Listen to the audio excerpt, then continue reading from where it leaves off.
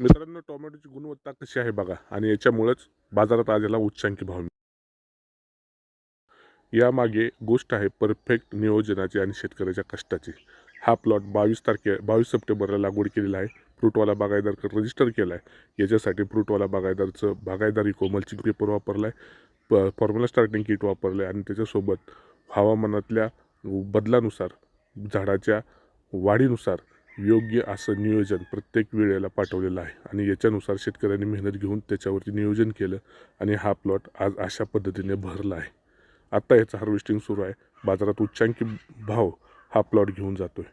मित्रांनो, तुम्ही मला या व्हिडिओ बघितल्यानंतर एक गोष्ट सांगायची की हा कोणता वाण आहे, कोणती व्हरायटी आहे, याच्याबद्दल नक्की कमेंट बॉक्समध्ये कळवा. धन्यवाद.